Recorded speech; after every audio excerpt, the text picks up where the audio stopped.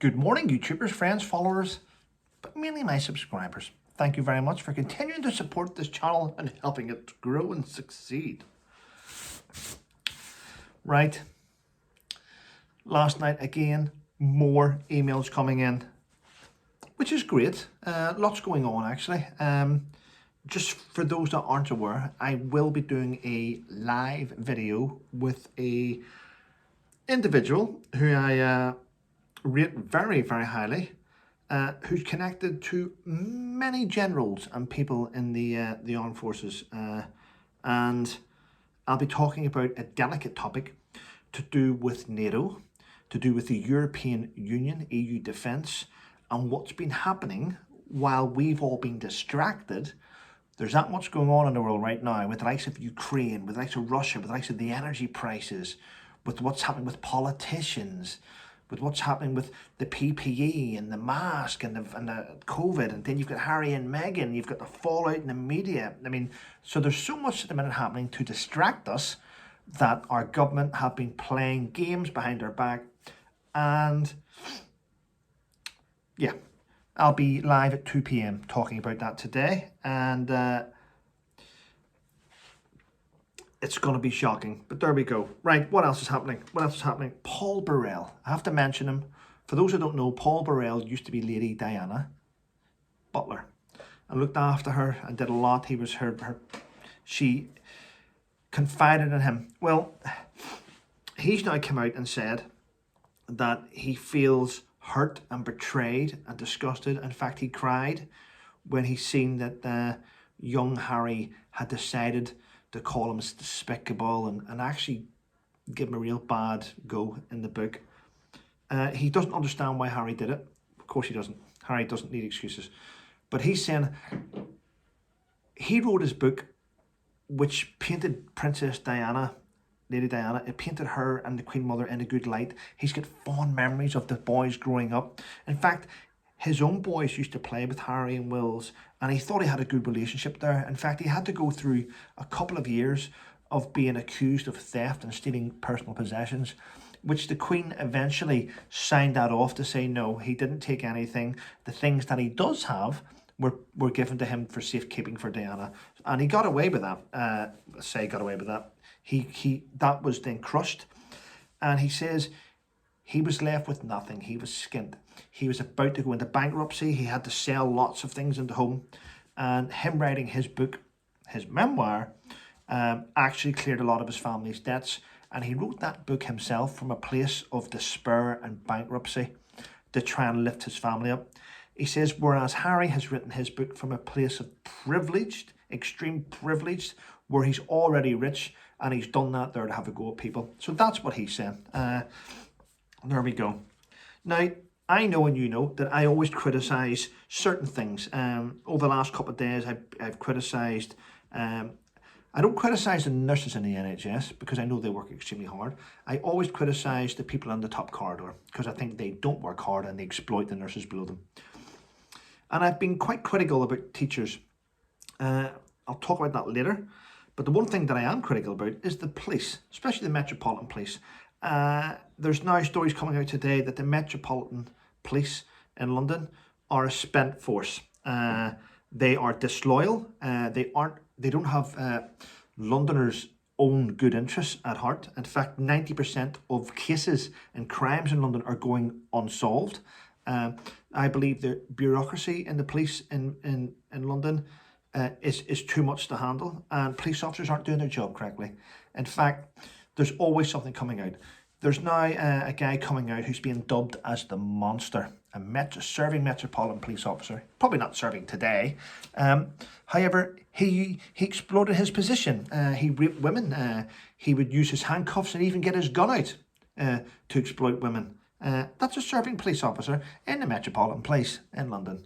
So they do think they're above the law, especially those in the Met, and they believe that they're untouchable. In fact, when the police in London go out and if they are out patrolling and they're walking on the beat, the weird thing is they all don't have the same values and standards. They're not walking around going, okay, the values and standards of here is selfless commitment, respect for others, integrity, discipline, courage, moral, physical. They're walking around in their own individual little areas, believing they're in charge, and they will stop and search and do what. In fact, it's been coming out over the last, especially last year, that they were stopping and searching children for no excuse. The police need to change in London massively, and things need to change in London. But will it? We don't know. We don't know. The last remaining godfather of the Mafia in Italy has been arrested. For those that don't know, he was known as the Ghost. Yeah, responsible for countless murders, kidnappings, and the rest of it. He finally got caught because he decided that he was going to go after an informant. Well, not just the informant, he went after the informant's family, and he killed his 12-year-old son. And he's been arrested, and hopefully that's the end of the Mafia. Well, we know there's still certain types of people that call themselves Mafia, still running around. Right, now I'll go to teachers. 92% of teachers in England and 90% in Wales, or 92 in Wales and 90, it doesn't matter, have voted to go on strike. They want more money, like everybody else. Greedy people, like everybody else. We need more money. And I said yesterday that the average wage packet for a headmaster just in an ordinary secondary school is £94,000 a year. It's absolutely shocking. They've had nearly 2 years off, haven't they?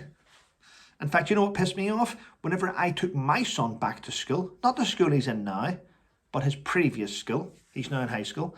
When I took my son back to school, and this is true, imagine having a school which has just been off for a long time because of COVID, and on the day you're meant to bring your children back, they decide to do a teacher training day. You're despicable. That's what you are, despicable. Don't understand why, and I'll be honest with you, my ex-wife studied a degree online. A degree online. So if you can do degrees online and A-levels online and PhDs online, do you know what? We're going down the road where I don't think we need teachers. And you may think that's wrong, but I just think that's a fact. Now, people will say, yeah, but Trevor, you can't all... Well, here's what we could do. We could eventually get rid of teachers because, you know, and people that strike, I believe in the future that we should get rid... You may laugh.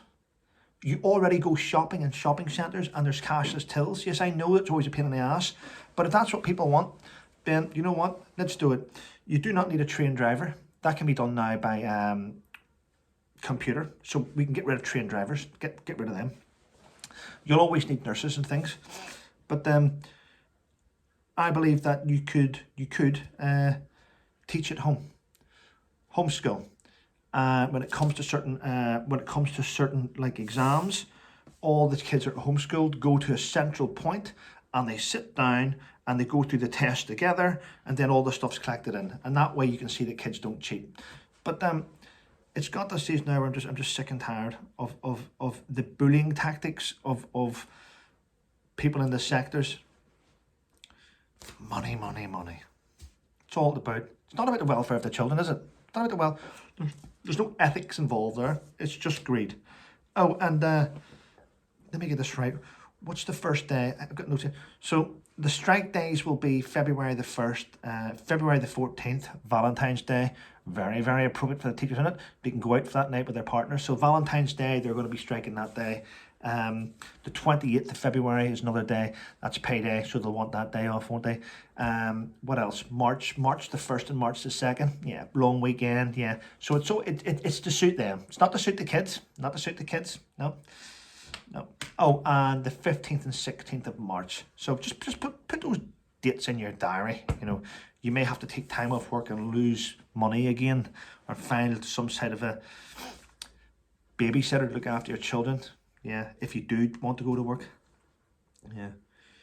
I wonder when the teachers are striking on them days, they'll utilise them days for the best possible for the kids, and maybe do teacher training days.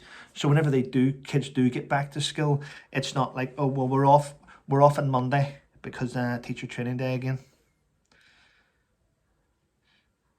Teacher training day. It's a union day, basically, isn't it? It's a waste of time. Teachers don't need training because they're already teachers. Do you know what? Here's the thing. In my 20-odd years in the military, I did not say to my boss, I'm having a day off today. I need to go and need to do military training day, you know, to keep myself up to scratch. No, because I was already trained, qualified. That's what professionals are. Amateurs need training days. Just, it's not good, is it? We're all annoyed with things. We're all annoyed. Well, people, listen. Thanks for tuning in. I do appreciate your support. Put comments below. Many of you will agree with me. Many of you will be going, but my Claire, she's a teacher. She's been a teacher for 9 years and she's never had a day off. And I'll say, I'll call bullshit on that. I'll call bullshit on that. And Stephen, he's a police officer. Listen, nobody cares about Stephen or about Claire. There's no point you having one person in your family that's really dedicated to the job if everyone they work with are scumbags. Okay, simple. People, listen, have a great day, and most of all, stay safe.